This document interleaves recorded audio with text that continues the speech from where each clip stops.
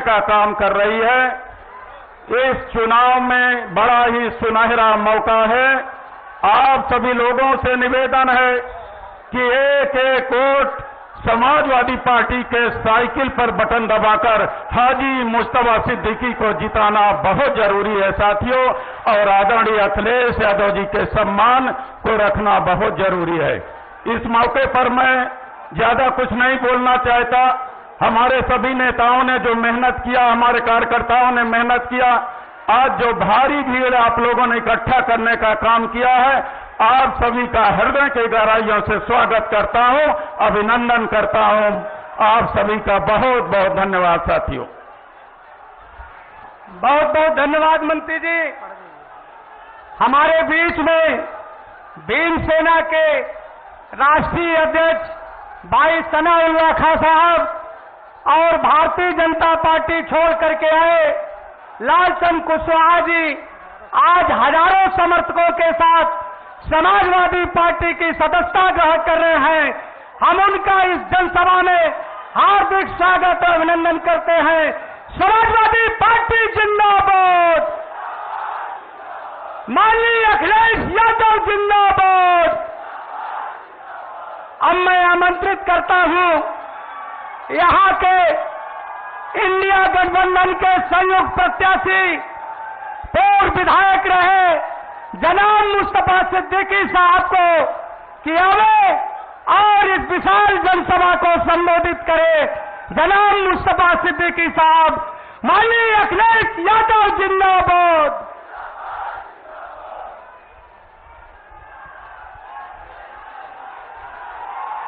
आज इस उपचुनाव की बैठक में हमारे बीच में आए मुख्यमंत्री, पूर्व मुख्यमंत्री और समाजवादी पार्टी के राष्ट्रीय अध्यक्ष माननीय परम आदरणीय माननीय अखिलेश यादव जी और हमारे उपस्थित राष्ट्रीय महासचिव, जिलों को इस चुनाव का प्रभारी भी बनाया गया है।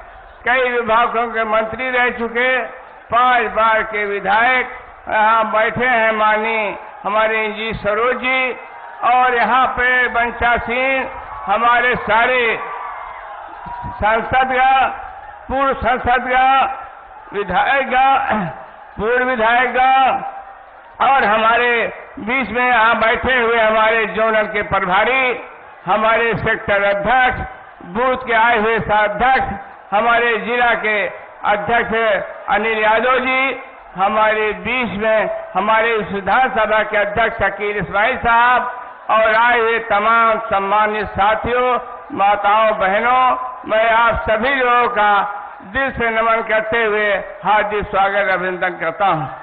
साथियों, आज इस चुनाव में अब माननीय राष्ट्रीय अध्यक्ष अखिलेश यादव जी ने दोबारा हमारे ऊपर विश्वास किया और हमको टिकट दिया। मैं उनका दिल से हार्दिक स्वागत अभिनंदन करता हूं और आभार व्यक्त करता हूं।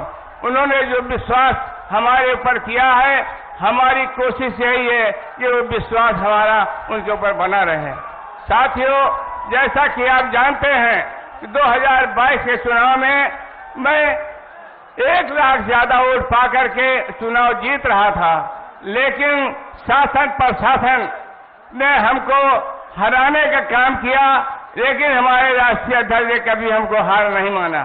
साथियों, चुनाव से 1 दिन पहले 5 बक्सा हमारा वहां बदला गया और हमारी महिला हमारी निर्मला यादव जी ने उनको पकड़ लिया, रेड हैंड पकड़ लिया, और पकड़ने के बाद 1 बक्सा उन्होंने खींचा और 4 बक्सा लेके भाग गए।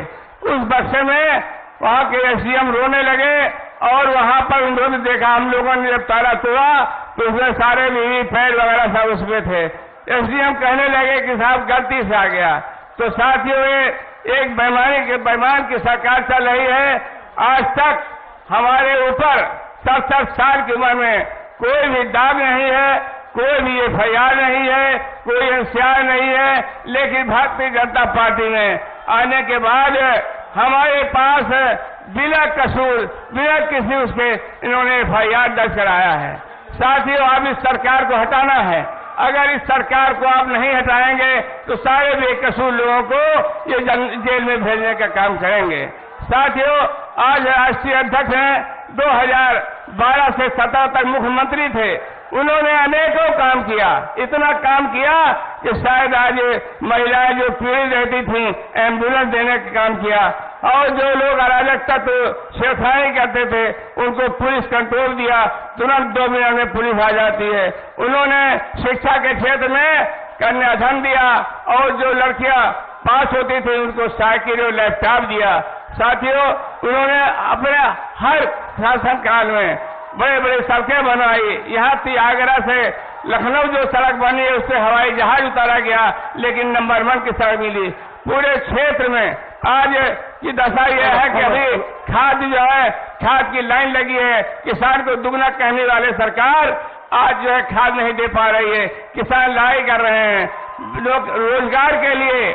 आज जो है इलाहाबाद में सारे बच्चे आंदोलन कर रहे हैं, उनको लाठी से पीटा जा रहा है। तो साथियों, आपको नई सरकार हमारे राष्ट्रीय अध्यक्ष माननीय अखिलेश यादव जी को 2027 में पूर्ण बहुमत की सरकार बनाना है और हम लोगों को उनको मुख्यमंत्री बनाना है।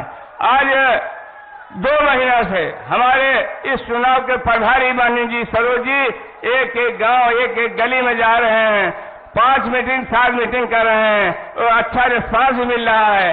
और 4 महीने से हमारे बगल में रहा हुआ हरिया विधायक हाकिम लाल बिन जी 4 महीने से हम लोग 5 मीटिंग 6 में कोई गांव आज छूता नहीं है जिस गांव में हम लोग न गए हों। साथियों, आज ये आवश्यक है कि हम लोग अपने नेता का सम्मान करें और इतने ज्यादा वोटों से इनको हराने का काम करें कि जो 1000-2000 बेईमानी करते हैं उसके बावजूद भी हम कम से कम 50,000 वोट से जीते हैं। एक इतिहास बनाने का काम करें। इसलिए साथियों, मैं ज्यादा समय न लेते हुए अपने राष्ट्रीय अध्यक्ष माननीय अखिलेश यादव जी का, जिन्होंने एक सीधे सरल स्वभाव के और मतलब कोई जिसके ऊपर मुकदमा नहीं, उसको टिकट देने का काम किया है। अब भारतीय जनता पार्टी कहती है कि वहां पे अराजक तत्व। क्या मैं अराजक तत्व? कभी आपने देखा? मैं 15 साल विधायक रहा, 7 साल प्रधान रहा, आज तक हमारे ऊपर कोई दाग नहीं है। साथियों, ऐसे व्यक्ति को टिकट देने का काम अगर कोई करता है माननीय अखिलेश यादव जी करते हैं, और उससे भारतीय जनता पार्टी जिसको टिकट देती है उसके बारे में भी आप जानते हो।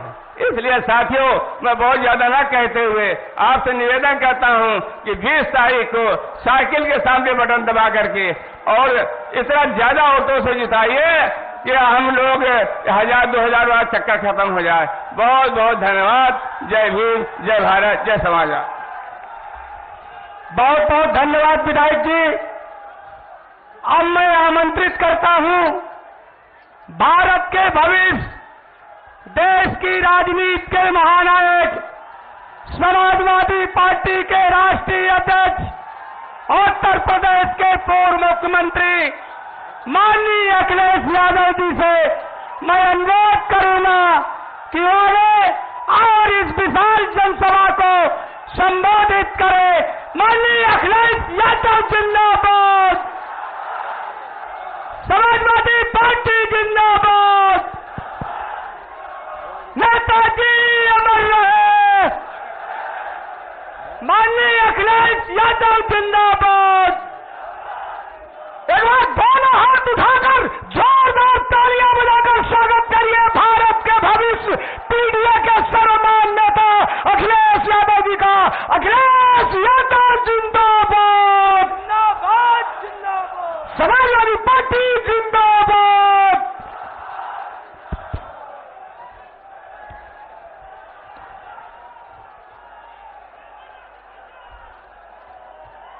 मंच पर उपस्थित समाजवादी पार्टी के राष्ट्रीय महासचिव और चुनाव के प्रभारी पूर्व मंत्री इंद्री सरोज जी, पार्टी के जिला अध्यक्ष अनिल यादव जी, हमारे आपके समाजवादी पार्टी और इंडिया गठबंधन के प्रत्याशी हाजी मुस्तफा खान साहब, मंच पर उपस्थित समाजवादी पार्टी से विधायक बिजमा यादव जी, एमएलसी मान सिंह जी, संदीप पटेल, गीता पासी जी, हाकिमलाल बिन जी, अंसार अहमद साहब, पार्टी के पूर्व जिलाध्यक्ष पंदारी यादव, इंडिया गठबंधन कांग्रेस से सांसद उज्ज्वल रमन सिंह जी, योगेश यादव जी, पप्पू निषाद, इफ्तिकार हुसैन साहब, आर.के. वर्मा जी विधायक, अखिलेश आजमगढ़ से विधायक, हमारे विधान परिषद में नेता विरोधी दल लाल बिहारी यादव जी और मंच पर उपस्थित बहुत ही पुराने समाजवादी नेता शेखर बहुगुणा जी और बड़ी संख्या में जो नेता हमारे बैठे मंच पर,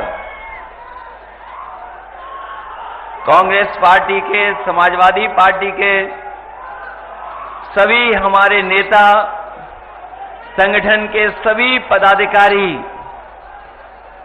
सभी जिम्मेदार कार्यकर्ता नेता, पूर्व विधायक, पूर्व सांसद, सभी हमारे उपस्थित नेता जो मंच पर हैं, मैं इस चुनावी जनसभा में देख रहा हूं बहुत जिम्मेदार हमारे आदरणीय बुजुर्ग, बड़ी संख्या में हमारे नौजवान साथी, माताएं, बहनें और पत्रकार बंधु मुझे दिखाई दे रहे हैं।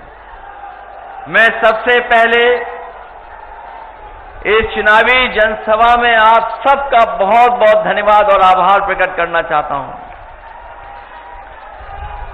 जिस समय हम और आप लोग इस मैदान में एक दूसरे के सामने हैं, वहीं प्रयागराज में बड़ी संख्या में नौजवान आंदोलन कर रहे हैं और वो आंदोलन जो चला रहे हैं वो सभी पढ़े लिखे नौजवान हैं। वो नौजवान हैं जो कल अधिकारी बनेंगे। आज उस सरकार ने उन लोगों को भी आंदोलन में झोंक दिया है। वहीं मैं तमाम युवक युवतियों को बधाई देना चाहता हूं कि अपनी आवाज को बुलंद करने के लिए वो पीछे नहीं हटे हैं। सरकार तमाम तरीके अपना रही है, लेकिन उसके बावजूद भी नौजवान आज धरने पर बैठ करके अपनी मांग को लेकर के सरकार को जगाना चाहते हैं, सरकार के सामने रखना चाहते हैं। ये कोई मामूली घटना नहीं है जहां पर पढ़े लिखे नौजवान आंदोलन पर बैठ गए हों। वैसे तो मेरी इच्छा ये भी थी कि मैं सबसे पहले उनके आंदोलन में शामिल होता जाकर के, उनके बीच बैठता जाकर के, लेकिन मैं ये बात जानता हूं बहुत सारे लोग छात्रों का, नौजवानों का आंदोलन को ये भी कह देते कि राजनीति से प्रेरित है, इसलिए उस आंदोलन में नहीं गया। लेकिन मैं इस मंच के माध्यम से उनको बधाई भी देना चाहता हूं और उनका समर्थन भी करना चाहता हूं कि उनकी मांग जायज है। और जिस समय उन्हें पता लगा कि कहीं ऐसा ना हो कि आंदोलन में मैं भी शामिल हो जाऊं जाकर के, उन्होंने खबर सुनते ही छात्रों को हटाना शुरू कर दिया। कई छात्रों को हटाने में कामयाब भी हो गए। जो हमारी बेटियां, बहनें बैठी थीं, उनको बिना महिला पुलिस के लोग उठाने लगे जाकर के, और जो नौजवान थे वो शादी वर्दी में पहुंच करके उठाने लगे। इस कायराना व्यवहार के लिए मैं सरकार की निंदा करता हूं। इस लोकतंत्र में इससे ज्यादा शर्मनाक घटना और कोई नहीं हो सकती जो प्रयागराज में, इलाहाबाद में इन्होंने छात्रों के साथ किया है, और जो ये नौजवान धरने पर बैठे अपनी मांग को लेकर के। ये वही सरकार के लोग हैं जो लोग ये कहते हैं कि 1 नेशन 1 इलेक्शन, ये सरकार वो है जो कहती है 1 नेशन 1 इलेक्शन, लेकिन सोचिए उत्तर प्रदेश में एक चुनाव नहीं करा पा रहे हैं। चुनाव तो छोड़िए, जो हमारे छात्र नौजवान हैं उनकी परीक्षा भी नहीं करवा पा रहे हैं। जो लोग कहते हैं एक इलेक्शन पूरे देश में एक साथ हो जाए, वो हमारे नौजवानों की परीक्षा भी नहीं करा पा रहे हैं। लेकिन हम जानते हैं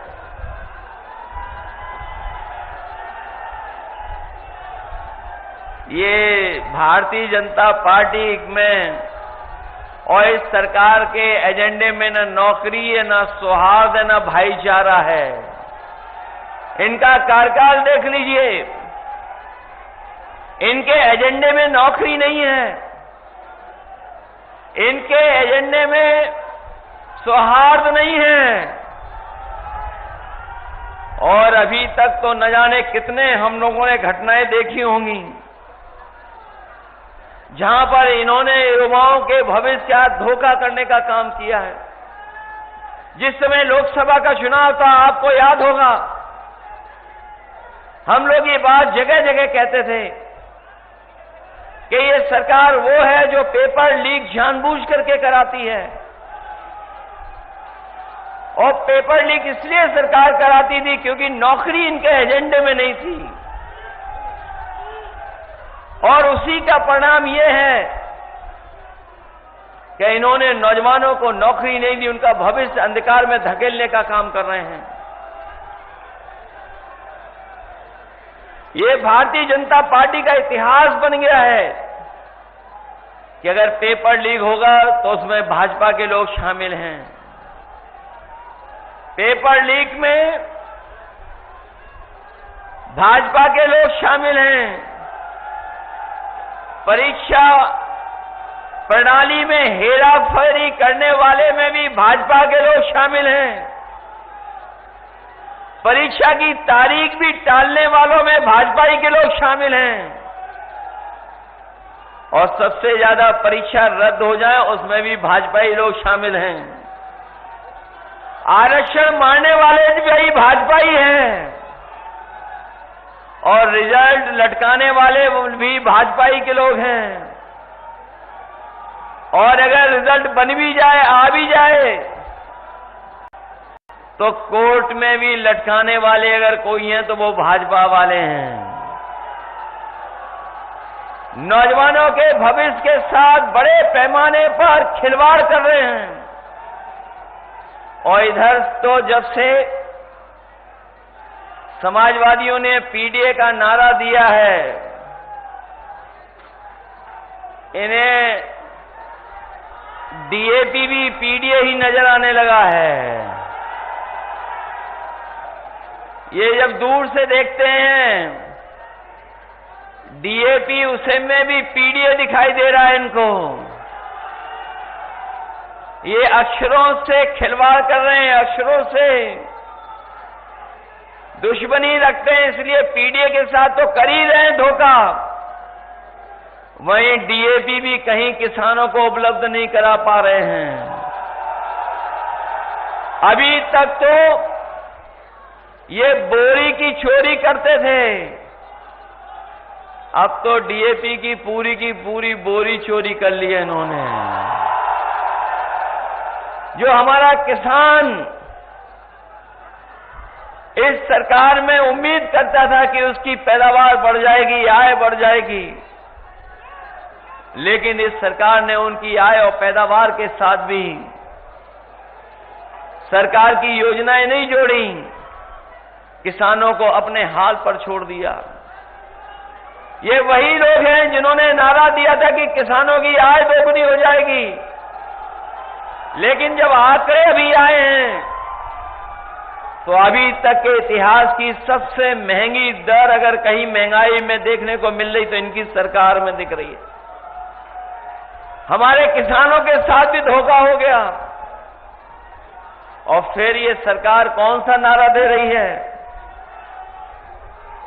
ये सरकार नारा कौन सा दे रही है? जब ये सरकार के हाथ में कुछ नहीं बचा, जब सरकार को पता लग गया चुनाव हारने जा रहे हैं, तो ये चुनाव की तारीख भी टाल रहे हैं। पहले ये चुनाव 13 तारीख को हो रहा था, 13 तारीख को चुनाव होने जा रहा था, और जिस समय त्योहार पर लोग छुट्टी के बहाने घर आए थे त्योहार मनाने, जब त्योहार मनाने दूर दूर से चले आए लोग, उन्होंने अपनी छुट्टियां बढ़ा ली, ये देखते हुए कि 13 तारीख को वोट डाल करके जाएंगे। जब ये भनक भारतीय जनता पार्टी के लोगों को पता लगी, तो उन्होंने चुनाव भी टाल दिए।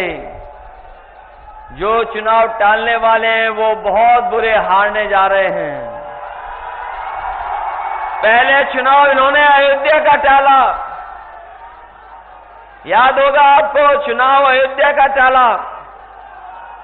मुख्यमंत्री जी 1 बार गए, 2 बार गए, 3 बार गए, और जब उन्होंने अपना इंटरनल सर्वे करवाया तो उनको जानकारी हो गई कि इंटरनल सर्वे में वो जीत नहीं रहे हैं। उन्होंने चुनाव वहां का भी टाल दिया। ये जितना चुनाव टालेंगे उतना ही बुरा इस बार बाई इलेक्शन में हारने जा रहे हैं। और यहां के लोग तो मन बनाए बैठे हैं। अभी जो लोकसभा चुनाव में बेईमानी हुई है, ये चुनाव जीता जिताया आपके हाथ से छीन लिया।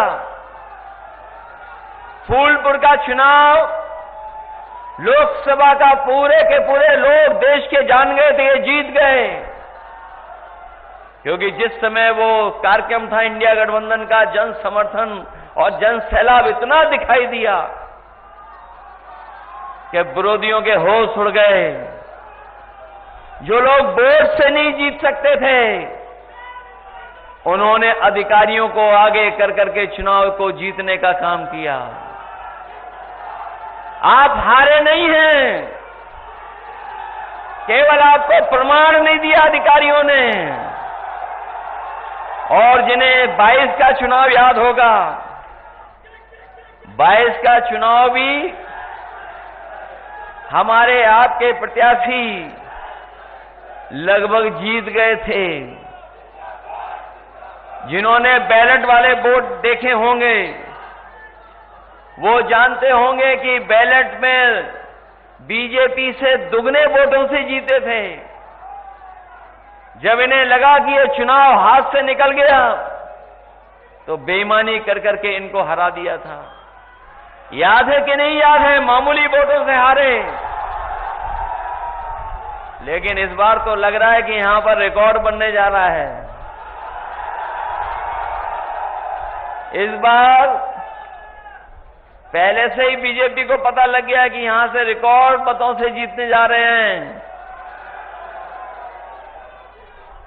और मुझे तो ये लगता है कि पहली बार ऐसा समर्थन हर वर्ग से मिल रहा होगा। इतना समर्थन, इतना साथ और इतने समीकरण के साथ कभी चुनाव समाजवादी पार्टी के पक्ष में नहीं बना। इस बार तो ऐसा लग रहा है कि मुस्तफा सिद्दीकी साहब अभी तक की सबसे बड़ी जीत जीतने जा रहे हैं। और इसीलिए जो हमारे लखनऊ वाले हैं उनकी भाषा बदली बदली नजर आ रही है। उनका पीडीए का जो फुल फॉर्म है, जो पीडीए का फुल फॉर्म है वो भी नहीं समझ पा रहे हैं। पीडीए में ये एच कहां से आ गया हमें नहीं पता। और जो पीडीए का फुल फॉर्म बता रहे हैं, कम से कम डीएपी का ही फुल फॉर्म बता के चले जाते। ये जो पीडीए को बुरा भला कह रहे हैं वो नकारात्मक लोग हैं, वो नेगेटिव लोग हैं। उनके एनडीए की शुरुआत भी एन से नेगेटिव से होती है। वो नकारात्मक लोग हैं। और जिन्होंने कल अखबार पढ़ा होगा अंग्रेजी का, जिन्होंने ध्यान से पढ़ा होगा, तो एक कोने में जाकर के एक बहुत बड़ी रिसर्च के बारे में लिखा है। और वो रिसर्च ये कहती है, अमेरिका की एक यूनिवर्सिटी जो बहुत ही प्रतिष्ठित यूनिवर्सिटी है, उसकी रिसर्च ये कहती, जो नकारात्मक लोग होते हैं वो बूढ़े भी जल्दी हो जाते हैं और बुढ़ापा भी जल्दी आ जाता है, और दुखी भी वही लोग रहते हैं, और भूलने की भी बीमारी उन्हें हो जाती है। तो इसलिए हमारी सलाह उन लोगों से कि कम से कम अपनी नकारात्मक सोच को बदलें। अगर वो स्वस्थ रहना चाहते हैं तो नकारात्मक सोच से दूर हो जाएं। और जो हमें और आपको माफिया कहते हैं, गुंडा कहते हैं, बदमाश कहते हैं, मुझे तो लगता है कि जब वो घर से निकलते होंगे तो कभी आईना नहीं देखते होंगे। वो अगर आईना देख करके निकलने लगे तो पीडीए वालों को कभी माफिया नहीं कह सकते हैं। ये पीडीए पॉजिटिव पॉलिटिक्स का आंदोलन है। ये हमारी सकारात्मक सोच का आंदोलन है। पीडीए का मतलब है प्रोग्रेसिव है, पॉजिटिव है। हम लोग सबका साथ और सबका विकास कर करके पीडीए को आगे बढ़ाना चाहते हैं। लेकिन पीडीए को देख करके कुछ लोगों को पेट में दर्द हो रहा है। उस दर्द को भी अगर कोई दूर करेगा तो पीडीए ही करेगा, और आपका वोट, एक एक वोट आपका करेगा। इसलिए हम आपसे कहना चाहते हैं कि ये चुनाव जरूर उपचुनाव है, लेकिन ये उपचुनाव संदेश देगा आने वाले समय को लेकर के जो 2027 में चुनाव होने जा रहा है। और जिन्होंने इतने सालों में काम नहीं किया है, उनसे आप उम्मीद भी क्या कर सकते हो। समय समय पर उन्हें हाई कोर्ट, सुप्रीम कोर्ट ने डांटा है, जो अपने न्याय को और न्याय के लेकर के जगह जगह पर बुलडोजर लेकर के चलते थे। हम पीडीए के लोग और समाजवादी लोग कभी भी बुलडोजर को न्याय का प्रतीक नहीं मान सकते हैं। हम धन्यवाद भी देना चाहते हैं सुप्रीम कोर्ट को, और बधाई भी देंगे उस फैसले को लेकर के, जिस फैसले ने हमेशा हमेशा के लिए बुलडोजर को रोकने का काम किया है। न केवल बुलडोजर को रोका है, बल्कि सरकार पर जुर्माना भी लगाया है। और जुर्माने के साथ साथ सुप्रीम कोर्ट ने यह भी कहा है कि ऐसे दोषी अधिकारी जिन्होंने ऐसी कार्रवाई की है, उनके खिलाफ भी कार्रवाई हो। और अगर अभी कार्रवाई नहीं होगी तो हम अपने साथियों को भरोसा दिलाते हैं, जिन्होंने अन्याय किया है, गरीबों को उजाड़ा है, गरीबों के साथ नुकसान पहुंचाया है, उनके साथ भी कभी न कभी कार्रवाई होगी। उनको भी उसके सामने से गुजरना पड़ेगा। ये जो दोषी लोग हैं, जब से सुप्रीम कोर्ट का ऑर्डर आया है, बहुत से अधिकारियों में सुधार अपने आप आ गया है, और सुधार आना शुरू हो गया है। ऊपर से तो दिखाई देंगे आपके खिलाफ, लेकिन अंदर ही अंदर आपका भी साथ दे रहे हैं, अंदर ही अंदर साथ दे रहे हैं, क्योंकि वो ये जानते हैं ये सरकार अब चलने वाली नहीं है, ये सरकार जाने वाली है। और आप देख लेना, महाराष्ट्र का परिणाम जो भी आएगा, उत्तर प्रदेश के मुख्यमंत्री उसके बाद बचेंगे नहीं, उनकी कुर्सी नहीं बचने वाली। और अगर हम लोग परसेंटेज के हिसाब से सोचें तो 100 में 100 सीटें ये हारने जा रहे हैं, और अगर गिनती में हिसाब किताब लगाओगे तो 9 में 9 सीटें ये हारने जा रहे हैं इस बार। इसीलिए सब ताकत लगा रहे हैं। जब इन्हें पता लगा कि जनता इनके साथ नहीं है तो थोड़ा बहुत अधिकारियों के माध्यम से भी डरा रहे हैं, धमका रहे हैं, लेकिन वो जानते हैं जनता का जो समर्थन है उससे न केवल सरकार डरी हुई है, बल्कि उनके भाषण सुनोगे तो वो खुद भी हिले हुए दिखाई दे रहे हैं कुछ कुछ।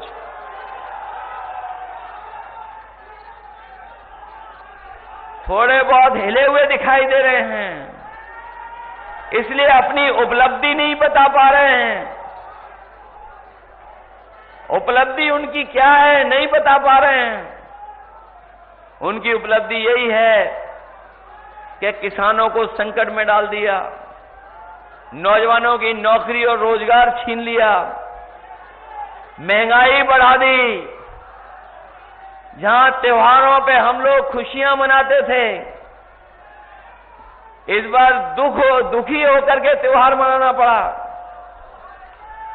जो मिठास थी वो त्योहारों की मिठास छीन ली सरकार ने, और महंगाई कहां पहुंचा दी। महंगाई आज भी बढ़ती चली जा रही है, और जो शादी ब्याह जो करना चाहते हैं गरीब परिवार के लोग, वो कभी दुकान की तरफ जाते होंगे सोना लेने, तो बताओ आज सोना कहां पहुंच गया है। जब बीजेपी की सरकार आई थी उस समय क्या कीमत थी बाजार में, और आज लगभग लाख के पास पहुंचा जा रहा है।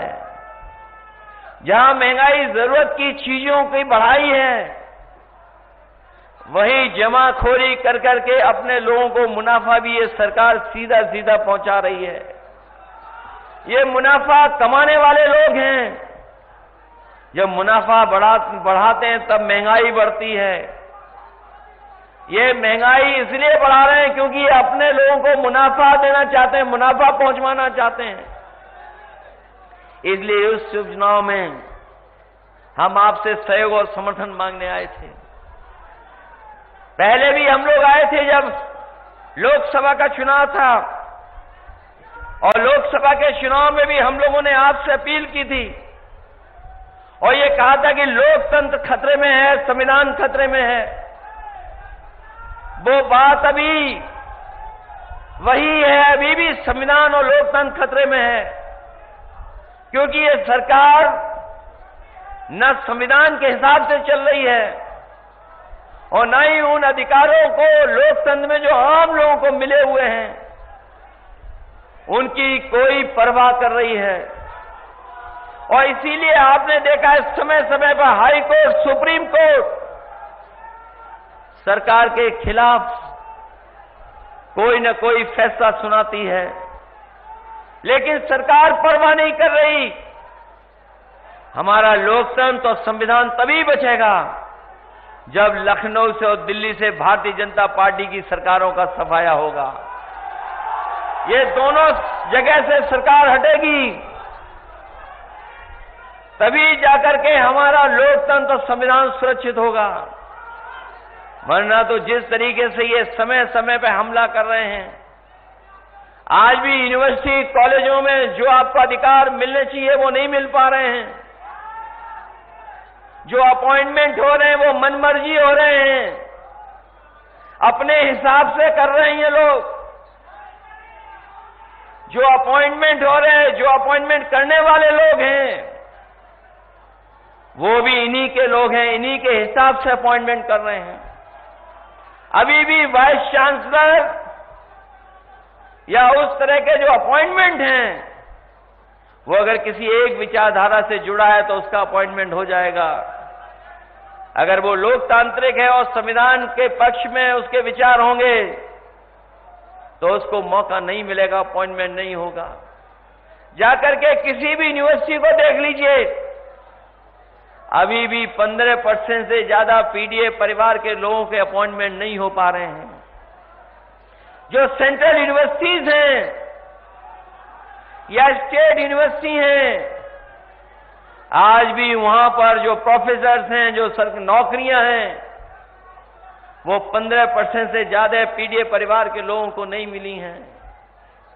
अभी भी उनके साथ भेदभाव हो रहा है।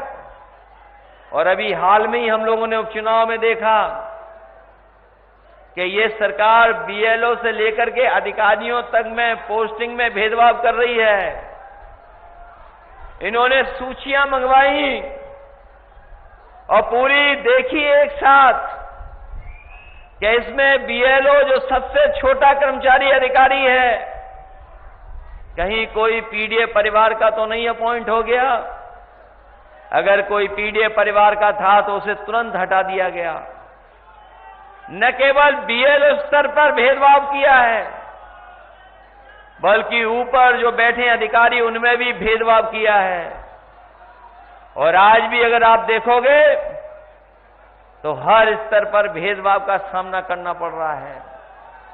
ये लोकतंत्र के पक्षधर लोग नहीं हैं, ये संविधान पर चलने वाले लोग नहीं हैं। इसीलिए पिछले चुनाव में भी, आज भी मैं कहता हूं कि संविधान हमारे लिए संजीवनी है। संविधान ही हमारी ढाल है जो हमारी समय समय में मदद करता है। संविधान ही हमें सुरक्षा देता है, संविधान ही हमें शक्ति देता है और संविधान ही हमारा रक्षा कवच बनकर के हमारी समय समय पर मदद करता है। ये वही संविधान है जो बाबा साहब भीमराव अम्बेडकर जी ने दे करके हमारे आपके अधिकारों को सुरक्षित बनाने का काम किया है। और मैं कहना चाहता हूं कि संविधान और हमारा पीडीए की लड़ाई लगातार चलती रहेगी जब तक हम लोगों को सम्मान नहीं मिलेगा, हक हमें नहीं मिलेगा। लगातार हम लोग इसी रास्ते पर चलते रहेंगे। इसलिए हम आपसे जरूर ये उपचुनाव में कहने आए हैं कि ये कोई चुनाव मामूली चुनाव नहीं है।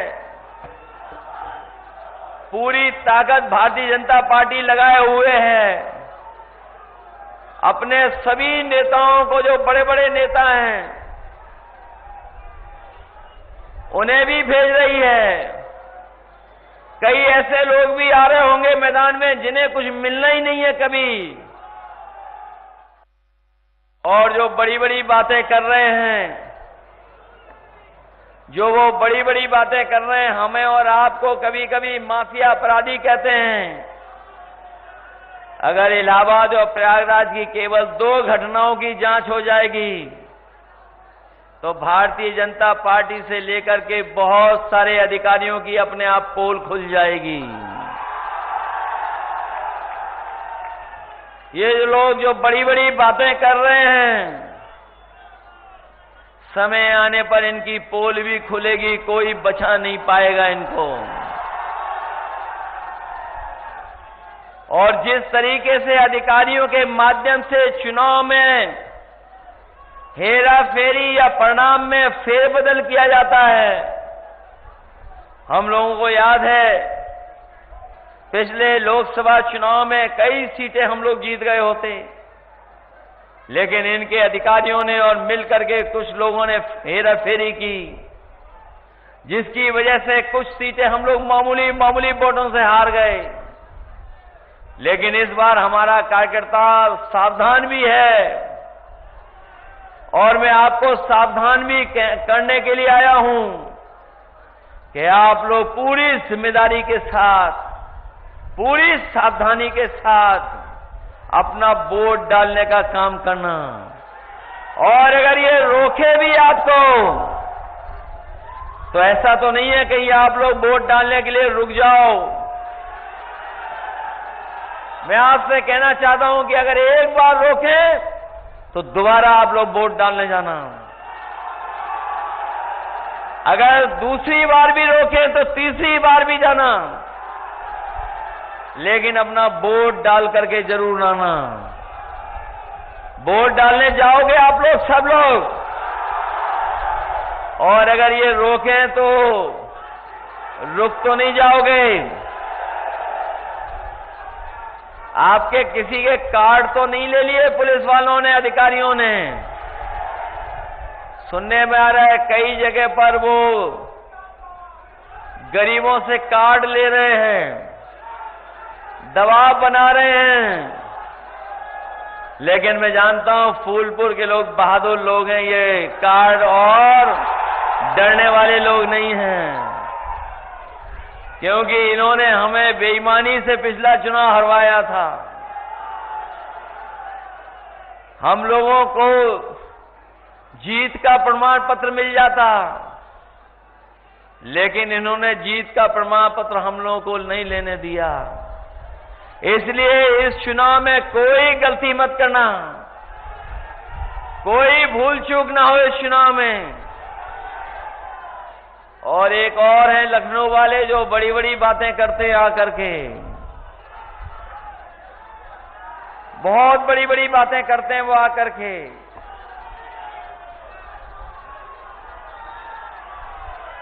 लेकिन इस बार तो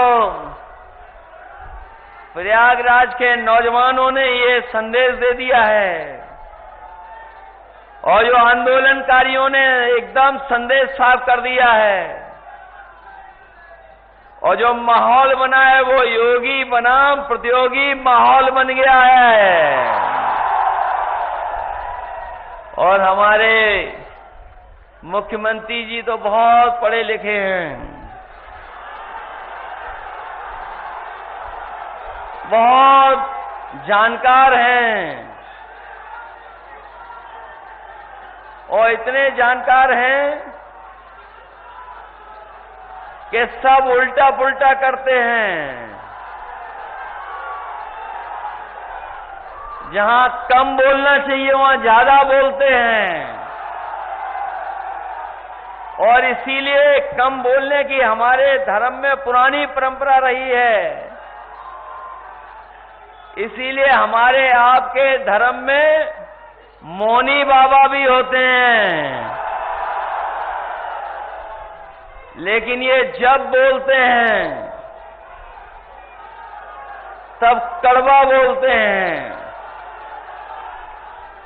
इनकी नकारात्मक सोच ही है जो नकारात्मक भाषा बना रही है इनकी। अब तो जनता भी समझ गई है इनकी इन सब बातों को, इसलिए जनता भी सावधान है। और इस सरकार से तो बहुत सावधान है, क्योंकि जो लोग कहते थे डबल इंजन, वो अब डबल इंजन एक दूसरे से टकरा रहे हैं, और टकरा इसलिए रहे हैं जो ये कहते थे कि कानून व्यवस्था में जीरो टॉलरेंस अपनाएंगे, वो अभी तक अपना डीजीपी अपॉइंट नहीं कर पाए हैं परमानेंट। अभी भी कार्यवाहक अधिकारियों से काम ले रहे हैं, और जो 50वें पायदान पे था उसे सबसे ऊपर बैठा दिया। तो सोचो जो नीचे वाले हैं कितना बुरा मान रहे होंगे। जो 50वें पायदान पे था वो सबसे ऊपर है, तो नीचे वाले क्या कर रहे हैं? और ये पहली बार यूपी में देखने को मिल रहा है कि अभी तक तो ये देखते थे कि पुलिस चोर को पकड़ रही है, लेकिन अब तो पुलिस को पकड़ रही है। अभी हाल ही में आपके बगल में जानकारी मिली कि कुछ लोग जुआ खेल रहे थे, और जुआ की जानकारी पुलिस को पता लग गई। उनका एक अधिकारी गया और पूरा पैसा भर ले गया, और वही जानकारी जब हमें मिली तो हमने सोशल मीडिया पे डाली। उन्होंने कहा कि नहीं, ऐसी कोई घटना नहीं हुई है, लेकिन हम अपने पत्रकार साथियों का धन्यवाद देंगे। ये भी बहुत खोजी होते हैं, ये भी कहीं से सीसीटीवी की फुटेज निकाल के ले आए और उन्होंने भी सोशल मीडिया चैनल पे चला दी और देखने को मिला कि वही पुलिस के अधिकारी है बैग लेकर के जा रहे सीसीटीवी कैमरे के अंदर। बाद में सस्पेंड होना पड़ा। न केवल ये एक घटना है, बल्कि हमारे बलिया और गाजीपुर के लोग जानते होंगे, एक थाने की कमाई लाखों में थी प्रतिदिन। प्रतिदिन कमाई लाखों में थी, लाखों में। कोई कहता था 5 लाख, कोई कहता था 10 लाख, कोई कहता था 15 लाख। उसकी कमाई को रोकने के लिए एडीजी और बड़े बड़े अधिकारियों को जाना पड़ा। और जब छापा पड़ा उस थाने पर तो पुलिस भाग गई और पैसा भी बरामद हुआ है। सोचिए, ये है पुलिस जीरो टॉलरेंस वालों की। और मैं आपसे ये भी कहना चाहता हूं, जो महिलाएं और बेटियों की सुरक्षा की बात कर रहे हैं, पूरा रिकॉर्ड उठा करके देख लें आप। इतनी महिलाएं बेटियों ने कभी आत्मदाह करने की कोशिश नहीं की होगी जितना भारतीय जनता पार्टी की सरकार में हो रही है। और अगर मुख्यमंत्री जी ये कहते हैं कि समाजवादी सरकार में ये घटनाएं होती थी, तो कम से कम उन तक कोई आधार तो होगा, कहीं से आंकड़े तो लाए होंगे। अगर हम आंकड़े देखेंगे एनसीआरबी के, तो सबसे ज्यादा असुरक्षित अगर कहीं महिलाएं और बेटियां हैं तो वो उत्तर प्रदेश में, वो भी बीजेपी की सरकार में। और अभी आपने अखबार पढ़ा होगा, लखनऊ में आत्मदाह बेटियां न करें, महिलाएं न करें, उसके लिए अलग से एक फोर्स का गठन हुआ है। सोचिए, जिस सरकार को अलग से फोर्स का गठन करना पड़ रहा हो, और वो फोर्स का गठन इसलिए हो रहा है क्योंकि थाने और तहसील पर कोई सुनवाई नहीं है। गरीब जाए तो कोई सुनवाई उसकी नहीं है, कहीं न्याय नहीं मिल रहा है। और जो अच्छी योजनाएं हम लोग चला रहे थे, उन योजनाओं को भी इन्होंने बंद कर दिया, बिल्कुल खराब कर दिया। ये जो पुलिस के लिए हम लोगों ने 100 नंबर वाली व्यवस्था दी थी, जिससे हमारी पुलिस गांव में जाकर के मदद करे गरीबों की, किसी को थाने में ना आना पड़े, लेकिन इस सरकार ने सब कुछ उल्टा पुल्टा कर दिया।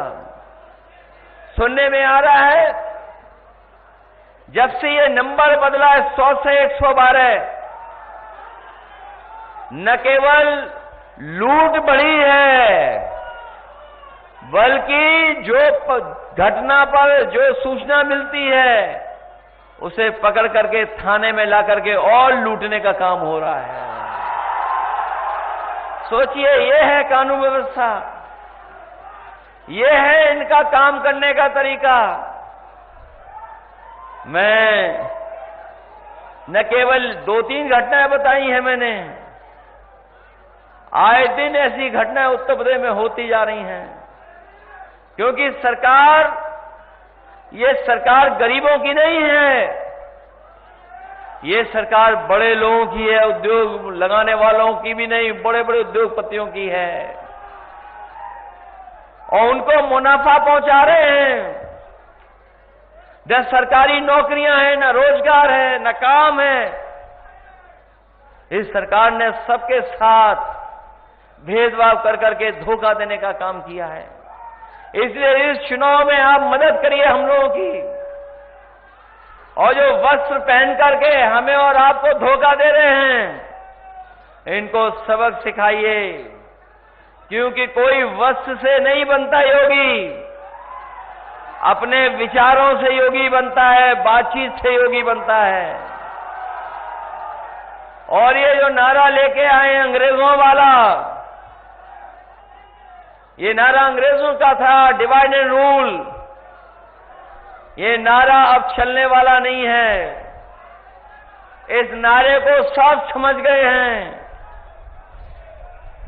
इसलिए हम कहना चाहते हैं कि अंग्रेज तो चले गए, लेकिन उनके वचनवंशी और विचारवंशी आज भी हमारे आपके बीच में हैं। जो बांटना चाहते हैं, पीडीए जोड़ना चाहता है। हम जोड़ करके इनको हराने का काम करेंगे। हम एक दूसरे का सम्मान कर करके, जोड़ करके इनको हराने का काम करेंगे। इस चुनाव में मदद करिए आप लोग सब मिल करके, सब लोग सहयोग करिए आप लोग। हम अपने नौजवानों से भी कहते हैं मदद करिए सब लोग मिल करके। हमारे गरीब किसान भाई हैं, मदद करिए सब लोग। और ये क्षेत्र तो वो रहा है जो बहुत पुराना समाजवादी क्षेत्र रहा है। यहां कोई घबराता नहीं है, किसी की परवाह नहीं करता है। हम आपको भरोसा दिलाते हैं कि आप उपचुनाव जिताइए। हम सब लोग मिलकर के आपको 27 में सरकार बनाने का भी काम करेंगे। और जिस तरीके से हम लोग जोड़ने का काम शुरू किए हैं, लगातार जोड़ते रहेंगे और जोड़ करके इनको हराने का काम करेंगे।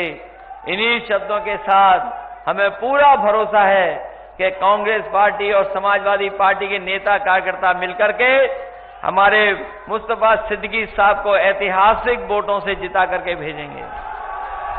इसलिए जिताइए और मदद करिए आप लोग। यही मैं आपसे कहना चाहता था। और साथ ही साथ जो आंदोलन कर रहे हैं छात्र नौजवान, हम उनका समर्थन कर रहे हैं, हम उनका स्वागत करते हैं, उनको बधाई देते हैं। और जिस तरीके से ये सरकार उनके साथ अन्याय कर रही है, हम उसके अन्याय की निंदा करते हैं।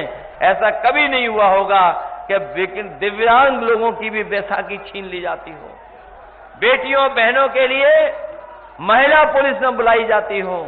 ऐसा हम लोगों ने कभी नहीं देखा। लेकिन ये भारतीय जनता पार्टी के लोग इन सीमाओं को लांघ गए हैं।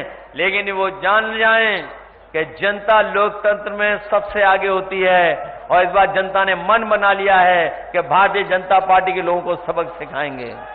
इसलिए मदद करिए आप सब लोग और मुस्तफा सिद्दीकी साहब को ऐतिहासिक वोटों से जिता करके भेज देना।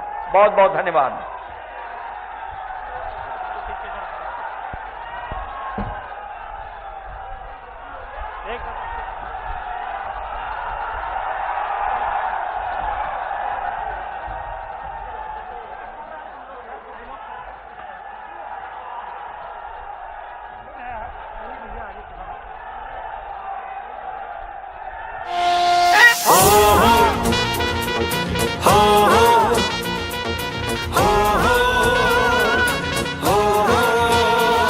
पीडीए का परचम पूरे देश में लहराएंगे। पीडीए का परचम पूरे देश में लहराएंगे। अपनी अपनी अपनी अपनी सरकार बनाएंगे। अपनी अपनी अपनी अपनी सरकार बनाएंगे। अरे रहा नहीं वो वक्त पुराना पुराना, अब पीडीए ने मिलकर ठाना। अरे रहा नहीं वो वक्त पुराना, अब पीडीए ने मिलकर ठाना। अब तक वारा की बनवाई, अब अपनी सरकार बनाएंगे।